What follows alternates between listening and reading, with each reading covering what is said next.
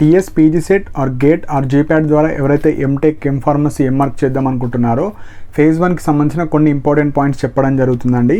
So ఏవైతే మీరు comment సెక్షన్లో మెన్షన్ చేశారో అందులో నుంచి కొన్ని ఇంపార్టెంట్ పాయింట్స్ చెప్పడం జరుగుతుంది. సో ఫస్ట్ ఇంపార్టెంట్ పాయింట్ వచ్చేసి కాలేజ్ రిపోర్ట్ అండి. సో ఎవరికైతే ఫేజ్ 1లో మీకు కాలేజ్ నచ్చింది, సరే పేమెంట్ చేసిన తర్వాత మీరు కంపల్సరీగా కాలేజ్కి వెళ్ళాలి. కాలేజ్కి వెళ్ళి సర్టిఫికేట్ సబ్మిట్ చేయాలి. అప్పుడే మీకు ఫైనల్ అడ్మిషన్ అయిపోతుందండి. సో మెయిన్గా ఇక్కడ కొందరికి లైక్ సర్టిఫికేట్స్ ఇష్యూస్ వల్ల వాళ్ళు అడ్మిషన్ తీసుకుంటలేరు. సో మెయిన్ పాయింట్ మన రెస్పాన్సిబిలిటీ అండి, ఎందుకంటే పీజీ సెట్ వాళ్ళు కూడా పట్టించుకోరు. సెకండ్ పాయింట్ వచ్చేసి గవర్నమెంట్ నుంచి మీకు ఫీజు రియంబర్స్మెంట్ ఎప్పుడు వస్తుందో తెలియదు. సో ప్రైవేట్ కాలేజ్ వాళ్ళు పక్కా ఫీజు అన్న కట్టండి మొత్తం మీరే, లేదంటే సర్టిఫికేట్స్ ఇవ్వము అంటారు. సో మెయిన్ మనమే రిస్క్ తీసుకొని మీరు ఏదైతే బీటెక్ కావచ్చు బీ ఫార్మసీ కాలేజ్లో చదివారో మీరు వెళ్ళి సర్టిఫికేట్స్ తెచ్చుకొని మీ ఏదైతే అలాట్మెంట్ అయిందో ఆ కాలేజ్లో అలాట్ చేయండి. అదొక ఆప్షన్. సెకండ్ ఆప్షన్, మీకు ఏ కాలేజ్ అయితే అలాట్ అయిందో అక్కడికి వెళ్ళి రిక్వెస్ట్ అన్న చేయండి, నాకు ఇప్పుడు ఈ ప్రాబ్లం ఉంది, నేను ఫేజ్ 2 వరకు అయితే తెచ్చిస్తా. సో ఈ 2 ఆప్షన్స్ ఉన్నాయి. రెండు కూడా పాసిబుల్ కాకపోతే మీరు కంప్లైంట్ రైజ్ చేసి సర్టిఫికేట్స్ తీసుకోవడానికి ట్రై చేయండి. సో మన రిస్కే, సో ఎవరు కూడా పట్టించుకోరు. సో ఈ ఇష్యూస్ కూడా ఎవరైతే మా ఫ్రెండ్స్ కూడా ఫేస్ చేశారు. సో ఇది ఎవ్రీ స్టూడెంట్ మీ యొక్క రిస్క్ తీసుకొని ఆ అడ్మిషన్ ఏదైతే మంచి కాలేజ్ వచ్చిందో బుక్ చేసుకోండి.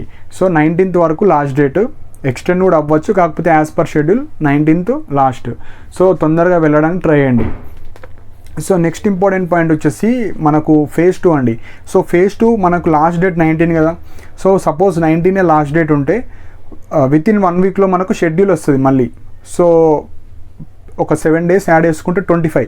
సో 25 to 28 మధ్యలో ఉండొచ్చు. మనకు నోటిఫికేషన్ వస్తుంది ఫ్రెష్గా, మళ్ళీ పీడిఎఫ్ వస్తుంది. అప్పుడు రిజిస్ట్రేషన్ డేట్, వెబ్ ఆప్షన్స్ ఎప్పుడు పెట్టుకోవాలి, వెబ్ ఆప్షన్స్ ఎడిట్ డేట్ ఎప్పుడు, అండ్ మనకు రిజల్ట్స్ ఎప్పుడు వస్తాయి, అండ్ కాలేజ్కి ఎప్పుడు రిపోర్ట్ అవ్వాలి, same as it is phase 1 ఎట్లుందో అదే వస్తుంది.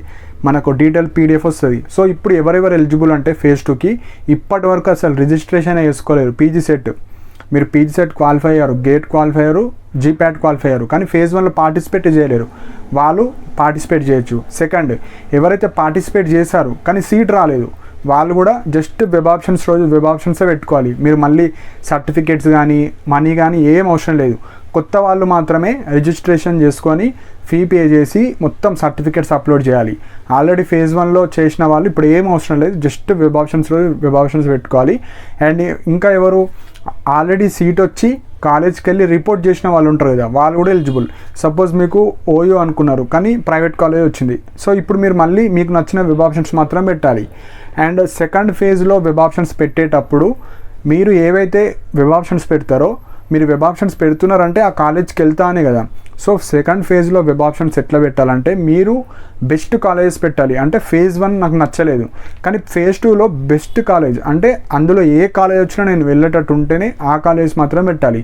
మళ్ళీ నాకు చేంజ్, ఇప్పుడు ఫేజ్ 2లో మీ ర్యాంక్ ప్రకారంగా మీ క్యాస్ట్ పరంగా కాలేజ్ చేంజ్ అయింది అనుకోండి, ఫస్ట్ ఫేజ్లో ఉన్నది పోతుంది. సో పోతుంది కాబట్టి ఆ కాలేజ్లోనే మీరు వెళ్ళాల్సి వస్తుంది. ఇక ఫేజ్ 2లో మళ్ళీ నాకు ఫేజ్ 1 కాలేజ్ కావాలంటే ఉండదు. సో ఎప్పుడైనా మీరు వెబ్ ఆప్షన్స్ పెట్టేటప్పుడు ఫేజ్ 1లో వచ్చిన కాలేజ్ కన్నా బెటర్ కాలేజ్ పెట్టాలి ఎప్పుడైనా. సో అది మెయిన్ పాయింట్. సపోజ్ చేంజ్ అవ్వకపోతే ఫేజ్ 1లో ఏదైతే ఉందో ఆ కాలేజే ఉంటుంది, ఆ కాలేజ్లో మీరు ఎంటెక్ ఎంఫార్మసీ అందులో చేసుకోవాలి. సో ఇది మెయిన్ పాయింట్. కొందరికి ఉస్మానియా యూనివర్సిటీ వస్తుంది, ఏదో ఒక యూనివర్సిటీ వస్తుంది, కానీ నచ్చిన బ్రాంచ్ రావాలంటే మీరు ఆ యూనివర్సిటీ ఆ బ్రాంచెస్ మాత్రమే పెట్టాలి. సపోజ్ చేంజ్ అయితే ఫస్ట్ ఫేజ్లో వచ్చిన బ్రాంచ్ పోతుంది, ఇప్పుడు ప్రజెంట్ ఏదైతే వస్తుందో అది, లేదు హెవీ కాంపిటీషన్ ఉంది అదే బ్రాంచ్ ఉంటుంది. సో ఈ 2 years మీరు అదే చేయాలి. సో ఇది క్లారిటీ ఇచ్చానని అనుకుంటున్నాను. సెకండ్ పాయింట్ వచ్చేసి, ఇప్పుడు ఒక కాలేజ్లో సపోజ్ మీకు ఒక ప్రైవేట్ కాలేజ్ వచ్చింది ఫేజ్ 1లో, ఫేజ్ 2లో యూనివర్సిటీ వచ్చింది, మీరు సర్టిఫికేట్స్ ఇస్తారు, మనం వెళ్ళి తెచ్చుకోవాలి, వాళ్ళు ట్రాన్స్ఫర్ అయ్యారు సర్టిఫికేట్స్. సో ఏదైతే ఫేజ్ 1 నుంచి ఫేజ్ 2 మీకు కాలేజ్ వచ్చింది కదా, చేంజ్ అయితే కొందరికి, మీరు ఏదైతే ఫేజ్ 1లో ఉందో అక్కడికి వెళ్ళి మీరు సర్టిఫికేట్స్ మాత్రం మనకు మళ్ళీ కాలేజ్ రిపోర్ట్ ఉంటుంది కదా అంతలోపు మీరు చేసుకోవాలి. ఫీ మీరు ఏదైతే పే చేశారో అది వాళ్ళు ట్రాన్స్ఫర్ చేస్తారు, ఫీ ఒకటి వాళ్ళు ట్రాన్స్ఫర్ చేసుకుంటారు. ఏవైతే ఎక్స్ట్రా ఫీజెస్ కానీ అవి ఇవ్వరు, ప్రైవేట్ కాలేజెస్ వాళ్ళు ఇవ్వరు. అంటే ఆ 5,000 కావచ్చు 4,000 ఓన్లీ ట్యూషన్ ఫీ మాత్రమే మీరు ట్రాన్స్ఫర్ అవుతుంది. ఇప్పుడు మీకు ఏదైతే పింక్ కలర్లో ఎక్సెప్ట్ గ్రీన్ ఫండ్, మీకు ఇప్పుడు ఎవరైతే ఫాదర్ గవర్నమెంట్ ఎంప్లాయీస్ ఉన్నారనుకోండి, మీరు 35,000 కడతారు, ఆ 35,000 మాత్రమే మీకు ట్రాన్స్ఫర్ అవుతాయి. మిగతాయి మీరు కాలేజ్కి వెళ్ళిన తర్వాత ఏమన్నా 2000 3000 ఎక్స్ట్రా ఫీజు కావచ్చు ఏమన్నా అడిగితే అవి ట్రాన్స్ఫర్ చేయరు. సో మోస్ట్లీ అవి చేయరు, ట్యూషన్ ఫీ అయితే చేస్తారు. సో సర్టిఫికేట్స్ మనం వెళ్ళి తెచ్చుకోవాలి, ఫీ అనేది వాళ్ళు ట్రాన్స్ఫర్ చేస్తారు. సో సపోజ్ phase 1 కన్నా phase 2 ఫీ ఎక్కువ ఉందనుకోండి, మిగతా అమౌంట్ ఎంతైతే ఎక్కువ ఉంటుందో అది మీరు పే చేయాలి. సో అది కూడా ఉంటుంది. సపోజ్ phase 1 కన్నా phase 2 ఫీ అనేది తక్కువ ఉందనుకోండి, రీఫండ్ అయిపోతుంది. సో మీరు ఏదైతే కార్డ్ ద్వారా మీరు కట్టారో దానికి మనీ వచ్చేస్తాయి. సో ఇవి మనకు ఫీ గురించి, సర్టిఫికేట్స్ గురించి అండ్ వెబ్ ఆప్షన్స్ గురించి. So main web options phase 2లో మీరు పెడితే 10 పెట్టండి, కానీ ఏది వచ్చినా పోయేటట్టు ఉండాలి, అది main point. One more important point వచ్చేసి, ఎవరైతే ఎంఫార్మసీ ద్వారా లైక్ పీజీ సెట్ జీప్యాట్ ద్వారా లైక్ అప్లై చేసి ఉంటారు కదా, సో పీజీ సెట్ వాళ్ళకు ఎలాంటి ప్రాబ్లం లేదండి. ఓన్లీ జీప్యాట్ ద్వారా ఎవరైతే అప్లై చేస్తారో మనకు 2 ఆప్షన్స్ ఉంటాయి వాళ్ళకు. ఫస్ట్ స్కోర్ ఉంటుందట అండ్ ఇంకొకటి పర్సెంటైల్ ఉంటుంది. సో ఒక క్యాండిడేట్ చెప్పారు, సో నేను వాళ్ళు చెప్పింది నేను చెప్తున్నాను. సో ఇక్కడ మెయిన్ పాయింట్ వచ్చేసి గేట్ కావచ్చు, జీప్యాట్ కావచ్చు, మీరు స్కోర్ ఎంటర్ చేయాలి. స్కోర్ అంటే 100 అబోవ్ ఉన్నది. ఇప్పుడు ఎగ్జాంపుల్, ఇప్పుడు ఫార్మాసిటికల్ అనాలిసిస్ మీరు చూడండి వెబ్సైట్లో, ప్రొవిజనల్ అలాటెడ్ క్యాండిడేట్స్లో టోటల్ 16 మెంబర్స్ని అలాట్ చేశారు. ఆ 16 మెంబర్స్లో మనకు లైక్ స్కోర్స్ ఉంటాయి కదా, మీరు ఏవైతే జీప్యాట్కి సంబంధించింది పైన ఉంటుంది, కింద పీజీ సెట్. సో పీజీ సెట్లో పర్సెంటైల్ ఉంటుంది, ర్యాంక్ ఉంటుంది. సో ఎప్పుడైనా మనకు ర్యాంక్ ప్రకారంగా ఇస్తారు. జీప్యాట్ వచ్చేసి మీకు స్కోర్ ఎవరికైతే హై ఉంటుందో ఫస్ట్ ప్లేస్లో ఉంటారు, దాని కింద స్కోర్ డిక్రీజ్ అవుతూ క్యాస్ట్ పరంగా ఇస్తారు. ఇక్కడ మెయిన్ పాయింట్ వచ్చేసి మీకు స్కోర్ ఉంది కదా, స్కోర్ వచ్చేసి 100 అబోవ్ ఉంటుంది నార్మల్గా, 1000కి కావచ్చు ఇప్పుడు జీప్యాట్ అండ్ గేట్కి. కాకపోతే మీరు చాలా స్టూడెంట్స్ పర్సెంటైల్ ఎంటర్ చేశారు. సో నేను కూడా ప్రీవియస్ ఎంఫార్మసీ కట్ ఆఫ్ చెప్పేటప్పుడు సరే నార్మల్గా పైన ఎప్పుడైనా స్కోర్ వస్తాయి కదా నేను ర్యాండమ్గా వచ్చిన, కానీ ఇంత డీటెయిల్గా చూడలే. సో ఇక్కడ స్టూడెంట్స్ మీరు ఎప్పుడైతే ప్రొవిజనల్లీ లైక్ ఎప్పుడైతే వెరిఫికేషన్ అయిన తర్వాత మీకు చూసుకోమని చెప్పాను. సో అక్కడ మీకు లైక్ పర్సెంటైల్ వచ్చిందా లేదంటే మీకు స్కోర్ వచ్చిందా ఒకసారి చూసుకోండి. చూసుకున్న తర్వాత సపోజ్ మీరు జీప్యాట్ క్వాలిఫై అయ్యారు, సపోజ్ మీ స్కోర్ బదులు పర్సెంటైల్ వచ్చింది అనుకున్న వాళ్ళు మీరు ఏం చేయండి అంటే, టీఎస్పీజీ సెట్ మనకు వెబ్సైట్ ఈమెయిల్ సపోర్ట్ ద్వారా, సార్ నేను జీప్యాట్ ద్వారా అప్లై చేశాను కానీ నా పర్సెంటైల్ పడ్డది, నాది స్కోర్ పడాలి, సో ఓన్లీ కొందరి మాత్రమే స్కోర్స్ పడ్డాయి, సో మాకు ఇట్లా ర్యాంకింగ్ ప్రాపర్గా వల్లేదని మీరు క్వెరీ రేజ్ చేయండి. సో ఎవరికైతే స్కోర్ కాకుండా పర్సెంటైల్ పడ్డదో మీరు అందరూ పర్సనల్గా మీరు ఈమెయిల్ సర్వీస్ ద్వారా వాళ్ళకు మెయిల్ చేయండి. మెయిల్ చేస్తే వాళ్ళు ఏమైనా రెస్పాన్స్ ఇవ్వచ్చు. సో మెయిన్గా స్కోర్ ఎంటర్ చేయాలి. ఓన్లీ స్కోర్ ఎంటర్ చేసిన వాళ్ళు ఫస్ట్లో ఉన్నారు అంటే మన ఇన్పుట్ డేటా ఇచ్చేటప్పుడు వాళ్ళు ర్యాంక్స్ కింద ఇస్తారు. పీజీ సెట్ వాళ్ళకు, ఎవరైతే జీప్యాట్ కావచ్చు గేట్ వాళ్ళకు స్కోర్స్ ఇస్తారు. ఆ స్కోర్స్ ఇచ్చినప్పుడు ఏదైతే మీకు సాఫ్ట్వేర్ గురించి ఐడియా ఉంటుంది అందరికీ, సో ఇన్పుట్ డేటా ఇచ్చినప్పుడు అసెండింగ్ ఆర్డర్ డిసెండింగ్ ఆర్డర్ చేస్తారు. సో మంచి ర్యాంక్ టు బిలో ర్యాంక్, ఇప్పుడు పీజీ సెట్ అనుకోండి top rank to below rank, so అట్లా ఇస్తుంది, అది సిస్టమ్ జనరేట్ చేస్తుంది. సో అప్పుడు ఇచ్చేటప్పుడు వాళ్ళు మీ స్కోర్స్ ఎంటర్ చేశారా లేదంటే మీరు ఇచ్చేటప్పుడు స్కోర్స్ ఇచ్చారా లేదంటే పర్సెంటైల్ ఇచ్చారా ఒకసారి మీరు ప్రాపర్గా చూడండి. చూసిన తర్వాత మీకు నా స్కోర్ పడలేదు నా పర్సెంటైల్ పడ్డది అనుకున్న వాళ్ళు మీరు పీజీ సెట్ మెయిల్ ద్వారా వాళ్ళకు మెయిల్ చేయండి. సో ఒక స్టూడెంట్ చెప్పారు కాబట్టి నేను చెప్తున్నాను. సో మీరు స్కోర్స్ పడాలి, పర్సెంటైల్ పడద్దు.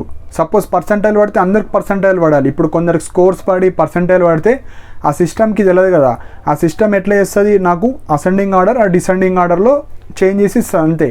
దానికి స్కోర్ అంటే తెలియదు, దానికి లైక్ పర్సెంటైల్ తెలియదు.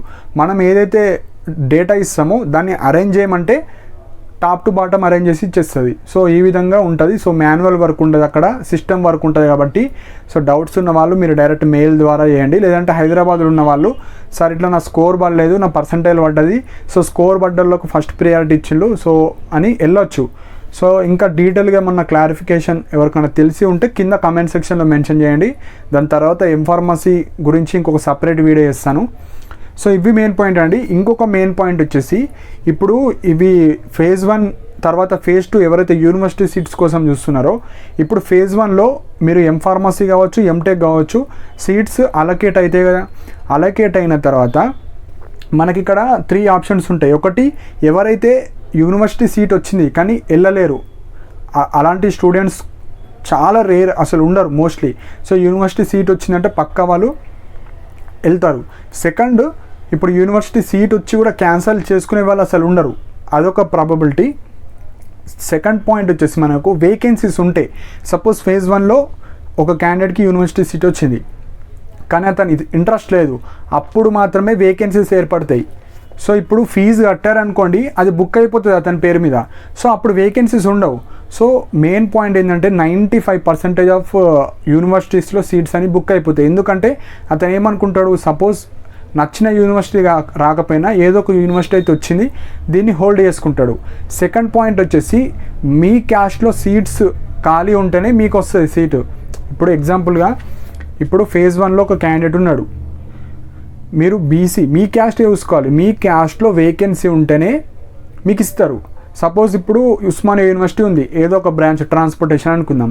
ఇప్పుడు మీరు ఏమనుకుంటున్నారు, ట్రాన్స్పోర్టేషన్ వస్తుందని అనుకుంటున్నారు. ఇప్పుడు వేకెన్సీ ఏర్పడితే ఆ వేకెన్సీ ఏ క్యాస్ట్లో ఏర్పడుతుందో ఆ క్యాస్ట్ వాళ్ళకే ఇస్తారు. ఇది మెయిన్ పాయింట్. ఇప్పుడు అది జనరల్లో వచ్చిందనుకోండి, టాప్ స్కోర్ ఎవరిదైతే ఉంటుందో వాళ్ళకి ఇస్తారు. కానీ క్యాస్ట్లో ఏదైతే వేకెన్సీ ఉందో, ఎస్సీలో వేకెన్సీ ఉంటే ఎస్సీ వాళ్ళకి ఇస్తారు, బీసీఏ వాళ్ళకు ఉంటే బీసీఏ వాళ్ళకే ఇస్తారు. సో ఈ విధంగా ఉంటుందండి. సో వేకెన్సీస్ అనేవి చాలా తక్కువ ఉంటాయి, అసలు ఉండవు మోస్ట్లీ. కానీ ఎక్కడనో 2-3 సపోజ్ డ్రాప్ అయితే, సపోజ్ నచ్చకపోతే వాళ్ళు ఏమన్నా జాబ్స్ కావచ్చు ఏమైనా వచ్చి ఉంటే, అది కూడా చాలా రేర్ కేసెస్. సో రిజర్వేషన్ ప్రకారంగా సీట్ ఖాళీ ఉంటే ఆ క్యాస్ట్కి సంబంధించిన స్టూడెంట్ నెక్స్ట్ హయ్యర్ ర్యాంక్ ఎవరికి ఉంది, సపోజ్ అతని ర్యాంక్ 40 అనుకోండి, 41, 42, 40 తర్వాత అతని క్యాస్ట్ ప్రాపర్ ర్యాంక్ ఎవరిది ఉంది అతనికి ఇస్తారు, వేరే క్యాస్ట్ వాళ్ళకి ఇవ్వరు. సో ఈ విధంగా రూల్స్ ఉంటాయి. కాబట్టి ఫస్ట్ మీకు సీట్ ఎవరికైతే యూనివర్సిటీ సీట్ వచ్చిందో, మీకు ఏ బ్రాంచ్ అయినా రాని, ఫస్ట్ దాన్ని మనీ కట్టేసి కాలేజ్కి వెళ్ళి రిపోర్ట్ చేయండి. రిపోర్ట్ చేస్తే ఈ సీట్ అన్నా మీకు ఉంటుంది. సెకండ్ ఫేజ్లో దీనికన్నా మంచి వెబ్ ఆప్షన్స్ ఇవ్వండి. సపోజ్ అందులో వేకెన్సీ ఉంటేనే వస్తుంది, వేకెన్సీ లేకపోతే ఇదే ఉంటుంది.